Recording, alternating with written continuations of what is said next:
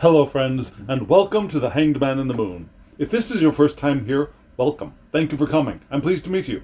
If you've been here before, thank you for returning. I'm truly honored. But friends, if you are a returning visitor, you may be wondering where the heck I am and what the heck I'm doing. Well, let me start off by saying I am on a ship, I am at sea, and I am in a cabin, and I'm sailing up towards Alaska in the United States on a short cruise. And I'm in my cabin and I'm sitting on the floor. That's why everything looks a little bit weird. But I am here, and I'm doing something very different for me, for you, for the channel. And what is that? How I learned to row. Let me just start off with a brief introduction to that. How I learned to row. I started learning to row when I was a late teenager. Yeah. Another friend of mine had picked up a deck. So my first visual introduction to cards and cartomancy came in my grandmother's house when I was a small child, and she never taught me how to read tarot, but she did have cards there. She had the Gypsy Witch cards as well. And she had a few things that she had lying about that she, again, never taught me, but her having them there piqued my interest. And she had read cards when she was a young adult. Yeah? And then something happened and it scared her and she put them away. But she never threw them away, so that's interesting, right? So I really started learning on my own.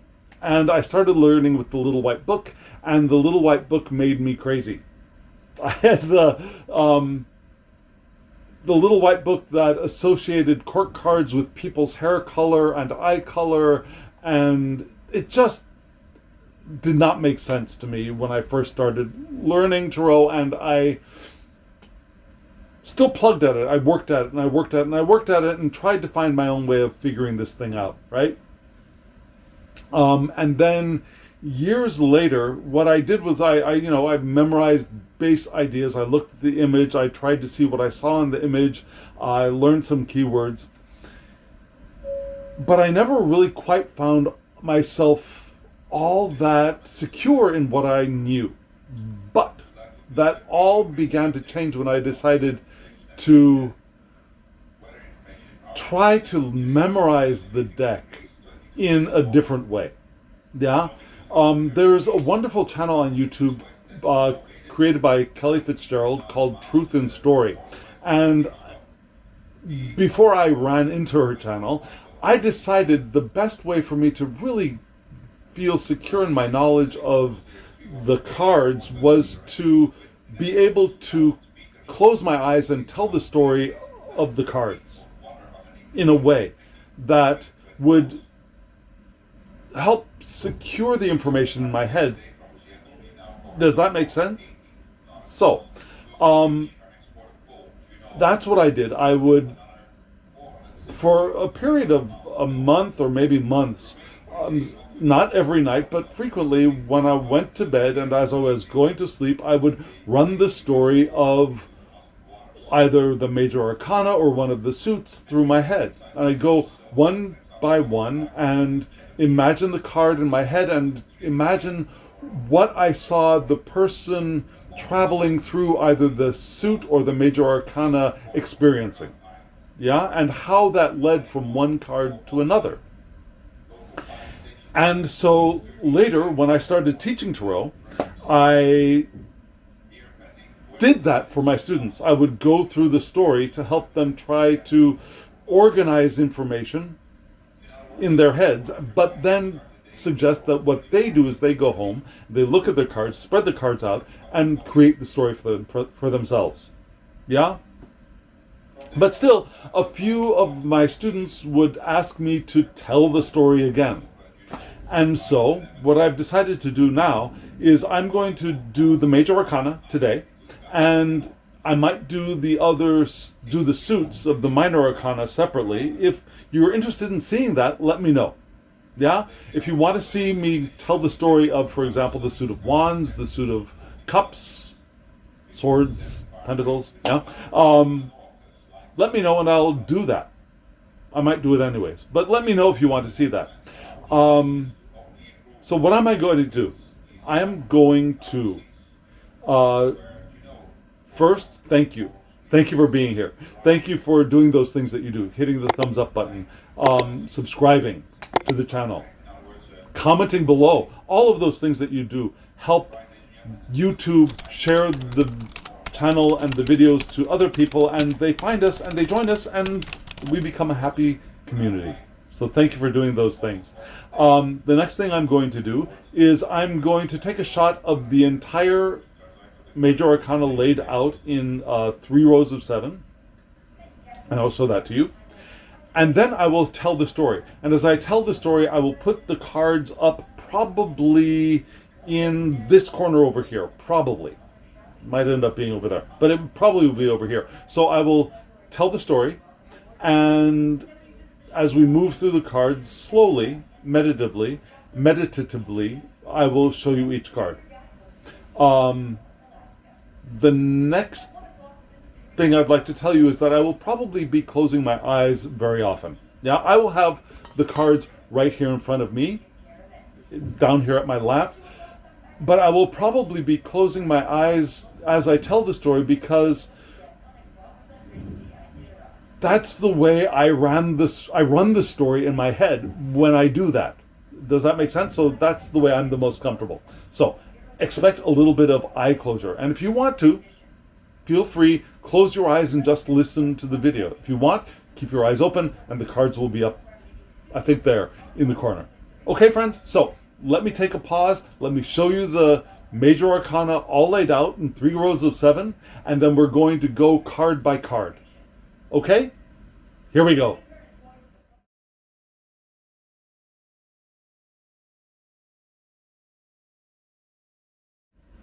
The deck you just saw was the CS Tarot by Conrad Stain, and he's got a shop on Make Playing Cards, and there will be a link in the description box below if you want to get this deck. There are a few versions of the deck. The deck that I have has the amber backs. It's a great deck. This is the standard cardstock, but there's also a plastic deck, which I'm considering getting myself. But there are several versions of this deck and other decks. So go check out his shop. But it's a beautiful deck, and that's why I'm using it here. So what are we doing?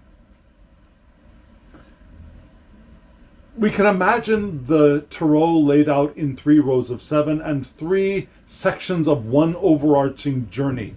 And the one who does the journey, in the way that I'm imagining this, is the Fool. Right? The Fool. And the Fool. Now, there are a couple of ways to envision this journey. Yeah, some people envision the Fool going through his progress through life, meeting different events along the way, meeting a magician, meeting a high priestess, meeting an empress. That's not how I see the story. For me, what I see is the Fool evolves and becomes the different stages on his journey through to the world. So we're starting off with the Fool as our protagonist, and we are all the Fool. Whether we are in male bodies, we're in female bodies, we're in trans bodies, we're in cis bodies, we're in intersex bodies, it makes no difference, right? So we're all the Fool, and I pity the Fool. Sorry, no, I do not. I love that aspect of myself. And so we are the Fool. We're going on our journey. But as the Fool, we have not begun our journey yet. Who are we? We are the naive ones. Naive in the most positive sense of the word. The naive ones. The ones who are not burdened by baggage of negative thoughts and negative experiences and pain and sorrow and suffering of life. We are the fresh beings entering and co-creating these human bodies. And we as fools do not enter empty-handed, right? We enter with the wisdom that we have gained in perhaps previous lives.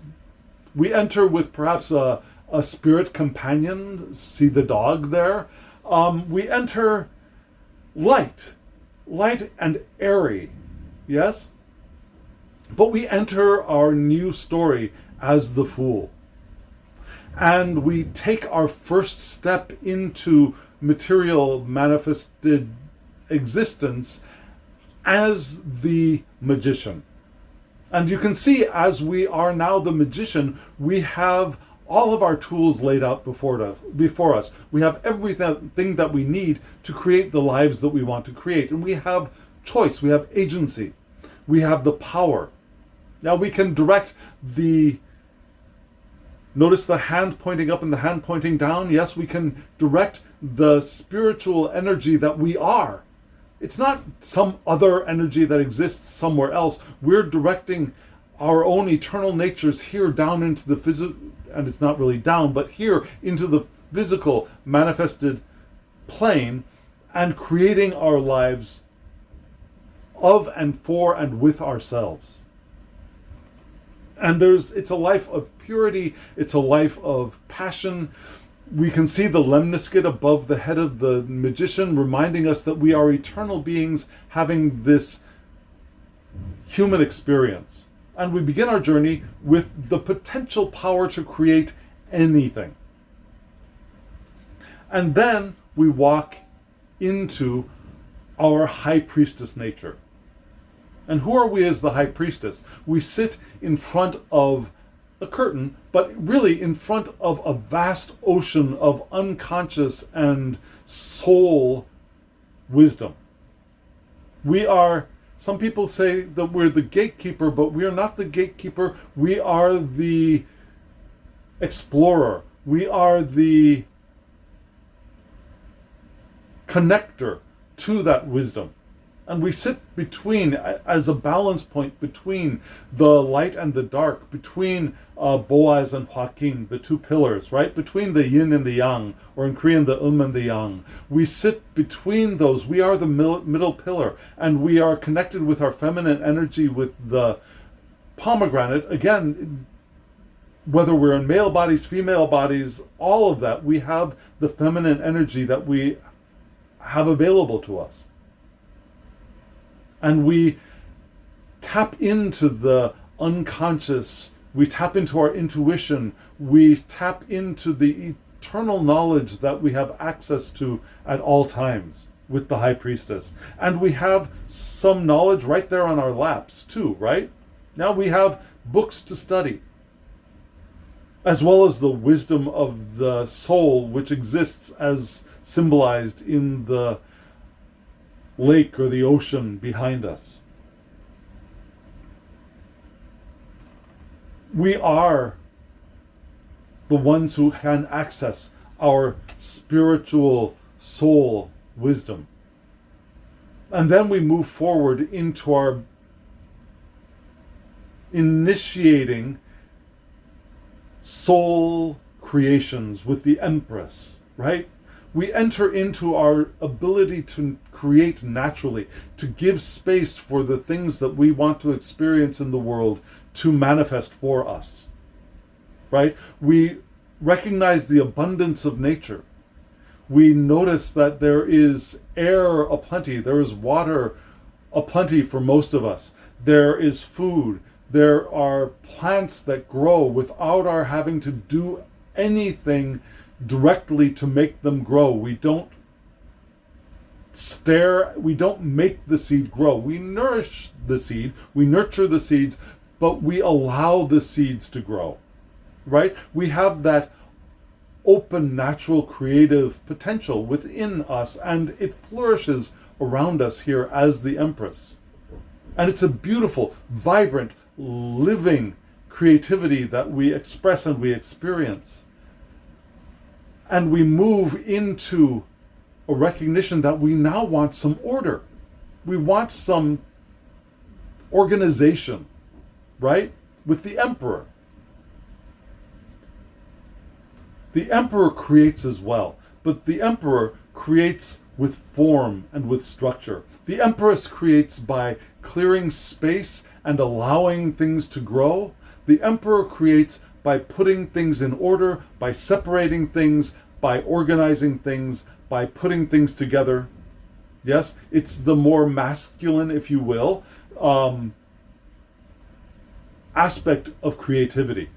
And some people really disdain the Emperor as a domineering tyrant, and there is that potential if we slide into our shadow selves. But if we stay the most positive, the most holy aspect of self,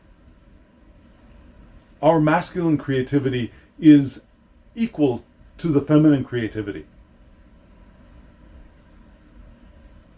And we're able to organize not only for ourselves, but for others as well.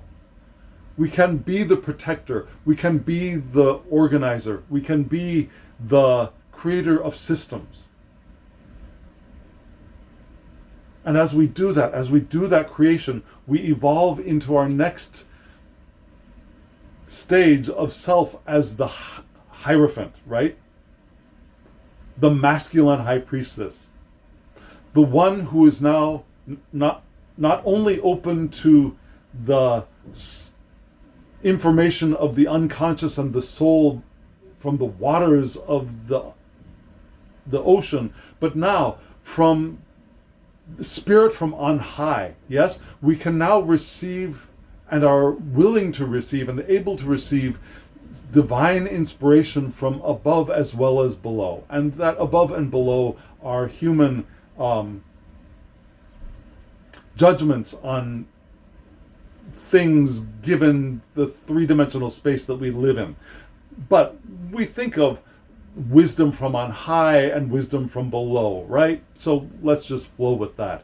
We've got the wisdom breaking in from above that we can direct again as wise beings into manifestation, and we can be the teacher of others now. Right? We can also mediate. Notice this Hierophant has two people in front of him, her, them. We can mediate between people as well, as teach them and show them a path of divinely inspired living.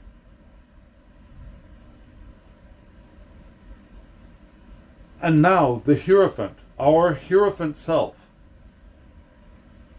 recognizes that it's time to make a choice with the lovers. And it can be a loving, romantic relationship, but most clearly, it is the time for us to make a choice. What are we going to do with our lives? How are we going to continue to be in our lives? And we have the blessing of the angel from above, and we have the time, the chance, the opportunity to make a choice of what we're going to do, be, and express in the world.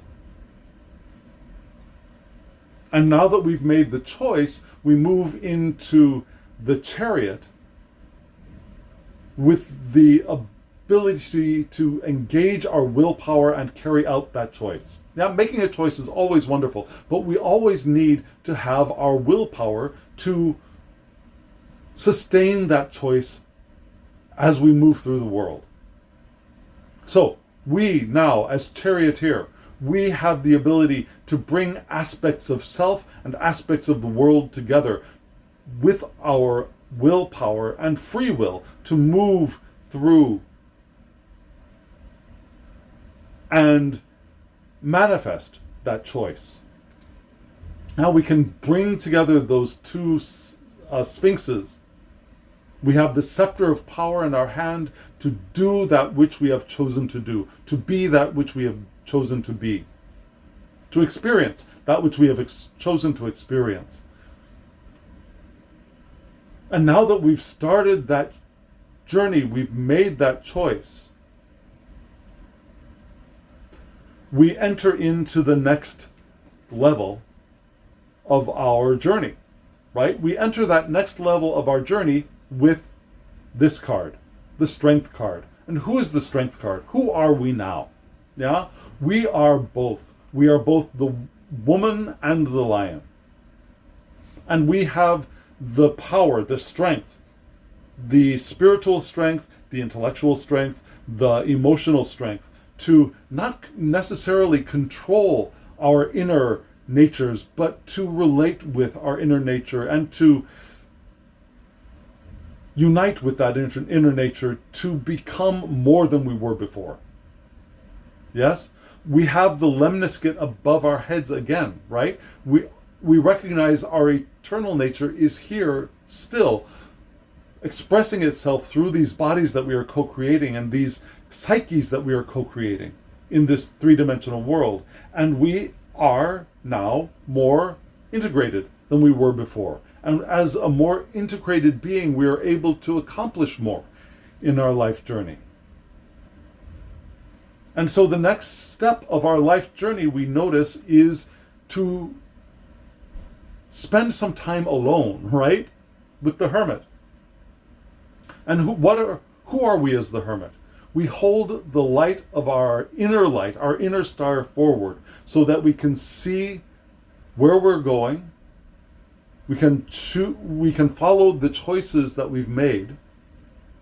Of course, we can always change our minds about choices, but we can follow the star of our North Star, our inner North Star, forward into the future. And also direct that same light to the inside and discover more of who we are. Who have we become? What is this being as an eternal nature existing in a three-dimensional universe? And we do that primarily alone. We allow others to come to us, and we can share our wisdom with them, but we're not out seeking other people. We're allowing them to come and leave, but we're here finding our path, discerning our path, discerning who we are and where we are going to go and who we are becoming. And as we do that, we encounter the truth that we are in the karmic wheel, the wheel of fortune, right? We are in the karmic wheel. And we notice that the karmic wheel for ourselves and for the universe is a wheel that is ever spinning, and there are times when things are going up and things are coming down. There are times when people are on top, and there are times when people are at the bottom. And so we are in the process of recognizing that cycle of things. We can release a little bit of our attachment to that. And we can also make another choice. We can choose to move from the edge of that circle, which is constantly going around and around and around in very large, dramatic cycles. We can choose to move towards the center, where those cycles become smaller and smaller and smaller, until we can sit at the axle of the wheel and notice the change around us and not be affected so dramatically by it. And you'll notice in this wheel, how do we get there? We pass through some esoteric knowledge. We pass through the tarot. And you'll notice at that same level of Tarot, around the outer rim of the wheel, we also have the 4 letters of the sacred tetragram, Yod He Vav He, right? So we pass through tarot, and we pass through perhaps even Kabbalah. And then you'll notice in the next level of the wheel, we have some alchemical symbols. We pass through alchemy to find ourselves at the center, where we're not as disturbed by the cycles of karma, the cycles of action and reaction, action and consequences, right? And now, as we perhaps sit in the center of this wheel of karma, this wheel of fortune, we embody our inner justice. We become this justice being, right? We hold the scales of justice in our hands. We also hold the sword of truth, which can cut through the veils of illusion to find the truth, to establish balance in our lives. And sometimes the scales tip one way or the other, but as we are not so dramatically unsettled by the movement of the wheel of karma and of time and of cycles, we can rectify the balance as we are the masters of justice now. We are the holders of justice. And this is a wonderful state to be in. But even though there are these slight fluctuations, it's a fairly static state, right? It's a balanced state. And over time, it might get to be a little bit uninteresting, boring, right? And so we don't want to head out to the edge of karma and drop all that we have evolved into, but rather we want to change our perspective with this card as we become the hanged man, right? And you'll notice that our heads have a halo. There's potential for enlightenment by seeing things deliberately from a different perspective. We're not running, we're not moving, we're hanging there, right?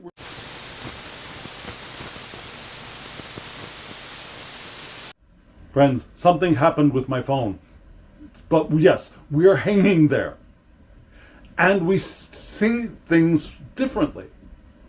And this is a card that I most often identify with. And I've identified with it for decades now because people have seen me as being just different from everybody else, yeah? Different ways of thinking. My humor, my sense of humor has been recognized as being strange, and one of my English teachers said, off the wall. I identify with this hanged man, and I think it's a beautiful thing to embody the different perspective. Seeing things differently, experiencing things differently, understanding things differently. And that difference, hopefully, can bring us a bit of enlightenment.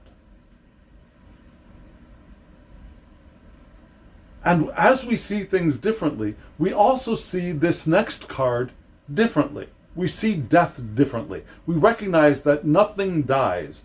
It only transforms.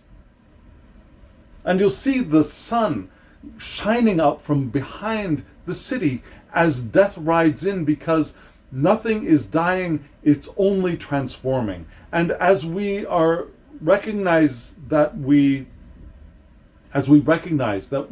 are becoming something different, we also recognize that some of the things that we've collected along the path have outlasted their time. It's time for them to fall behind and to die. I'm not saying that it's time for us to go kill anybody or anything, but rather it's time for those things to leave our experience so that we can transform. And we can die to our old selves. Just as the hanged man got a new perspective, that was perhaps the first stage of death to the old self. And now we actually die to the old self to be reborn and transformed. We get transformed, and we transform into this card here, which is the Temperance card, right? We become the enlightened angels that can now do the work of alchemy. We recall we moved through levels of alchemy, getting to the center of the karmic wheel in the Wheel of Fortune. Here we are active participants in the work of alchemy. We take the goblets of fire and water and we pour them into each other to create the new. We stand on water and earth and we create the new. We don't balance, we harmonize. We harmonize and we alchemize. And that sun that was low in the sky in the death card has risen behind us. And more light has entered our world. And we have become the alchemists, the transformers, the creators of the elements, of the opposites, of duality. We bring the dual aspects of the universe, yes, of the three-dimensional plane together, and we create the new. And we enter the third step of our journey. The first 7 cards of the journey, we could see them as our development in the world, as humans, as beings, right?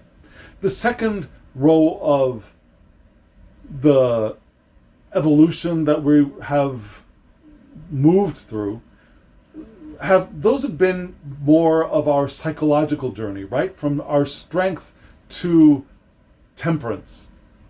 And now with this card, we enter what seems to be the lowest to actually become the highest. Right?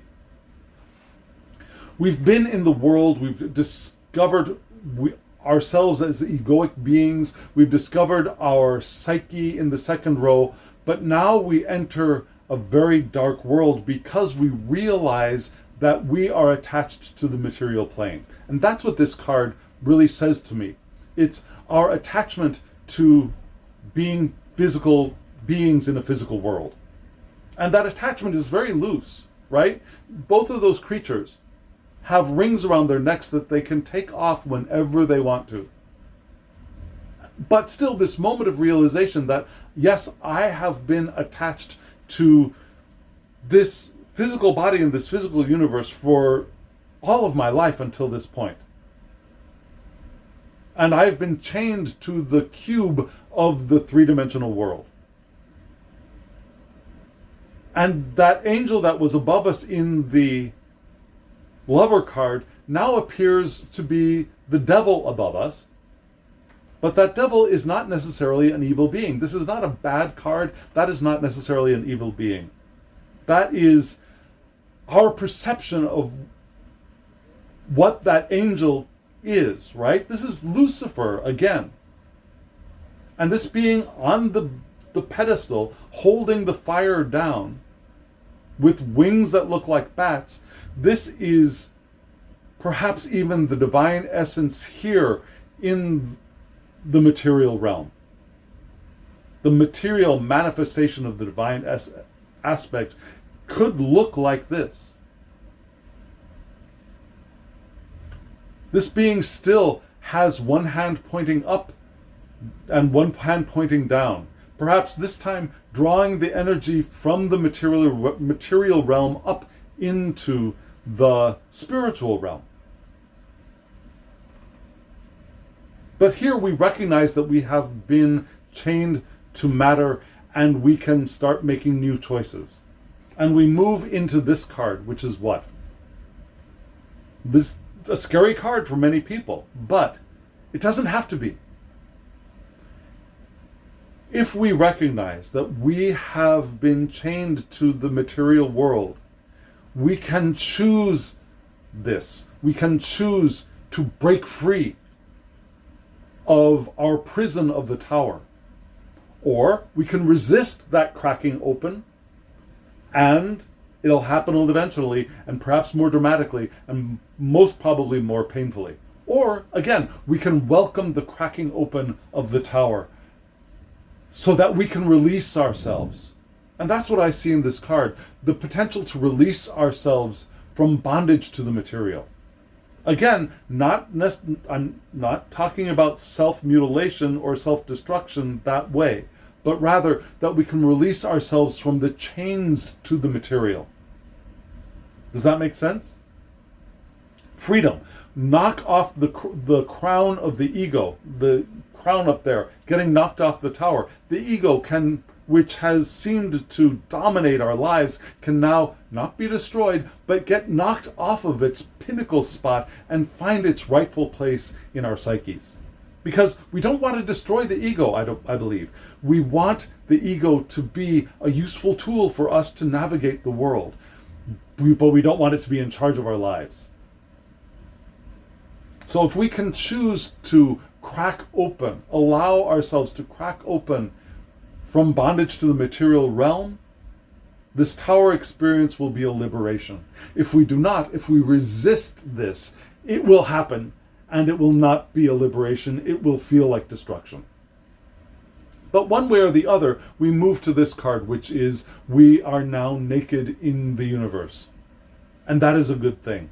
Yeah, we've liberated ourselves from the bricks that have bound us, the chains that have bound us, and we are here naked. We've got 1 foot in a pool of water. We've got 1 foot on land, just like the temperance being at the end of the second cycle of our transformation. We're here in the starry night. We can see the star which we had in the caged in our lantern as the hermit is now up in the sky, and we can see it and we can follow it. And we discover healing for ourselves. We discover our transformation. We discover our path. We find hope again. We see possibilities again. We see an increase in light. And that's important because the next card, many people see as very negative, and I do not see it that way. The next card, the moon, is a beautiful card. Yes, it has a shadow aspect, but it is a beautiful card. A lot of people would like to skip over this right to the sun, and I say no. Why? Have you ever been a long time in a very, very dark room, and somebody suddenly, especially without warning, turns on a bright fluorescent light, and how painful that is on our eyes? Have you experienced that? Can you remember that? We don't want to go from the dark of the tower, even the darkness of the star card with some stars scattering in the sky, directly to the sun. Now, passing through the moon is a gentle movement towards the sun. We start to see more. We can envision more. We can dream our lives back into existence. We can dream the lives we want to live back into our psyches. And we see that there are different aspects of the dog here, right? There's one that's more domestic, one that's more wild. And remember, there's that story about which are you going to feed? The angry wolf or the nice dog, or something like that. I say feed both of them. We want both of those aspects of self to be healthy, well-adjusted, and vibrantly active in our lives. We want our wild nature to explore. We want a domesticated nature to socialize. We want it all, if we can. We want them both to be happy and healthy and well. Psychically, physically, emotionally well. Just as we want those things for ourselves. So with the moon card, we don't need to be afraid of the dog. We don't need to be afraid of the lobster crawling up from the unconscious, because the things that are revealed from the unconscious now are teachers. We learn from those things that are emerging from the unconscious. If they stay down there, they can become monsters. They reveal themselves, they become our treasure. And when we process those things and we envision ourselves and we have gotten more comfortable with the soft, gentle light of the moon, then when the bright light of day comes, we are ready for it.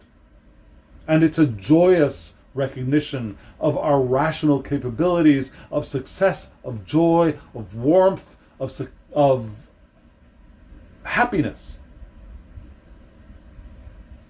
Happiness of a liberated baby riding joyfully on a horse through a field of sunflowers. That's a happy, vibrant baby on that horse, of a baby that recognizes its innocent power, right? It's a beautiful, beautiful thing. With the vibrancy of nature all around us. It's a lovely thing. And now that we have come into the full light of our rational sun, we then enter what?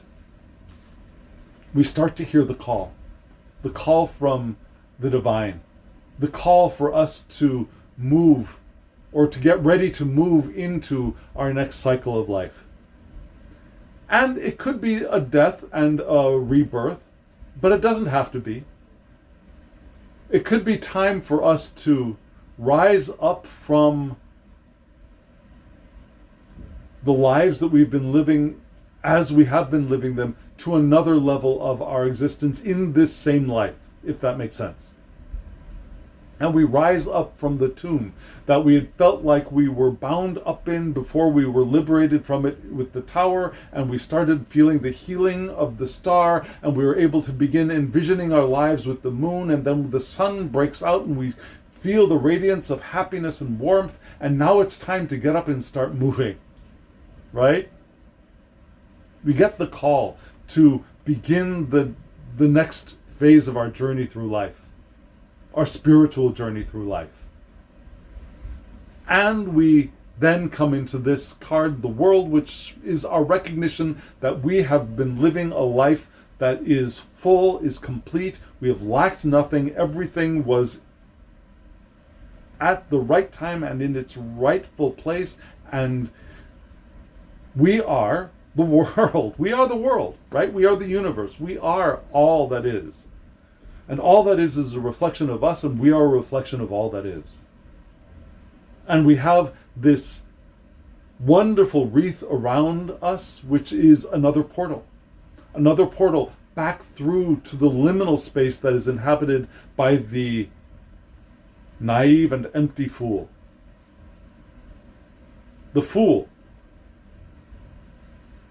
who has left all of the burden behind, and is taking the treasure of what he, she, they, we have gained from our previous life, and is ready to enter another cycle. The fool who eternally exists in that liminal space between beginning of life and end of life. Does that make sense? Does that make sense? That's how I spoke my way through the major arcana of the Tarot at night before I went to bed. And I'm not saying you need to copy my story, but rather that you can lay out the cards and write your own story and learn your own story for the major arcana so that it makes sense to you. And if you can do that, you'll start to have more confidence in your ability to embody the Tarot. Well, friends, thank you. Thank you for walking through this journey with me. I hope it has meant something to you. I'm going to offer this as a reference for students of mine who are studying with me, but I also offer it to you. And let me know what you think in the comments below if you like. If you want to hear me speak my journey through the minor arcana one by one, suit by suit, let me know. And friends, now, as always, I wish you love, joy, well-being, and pure awareness. Thank you.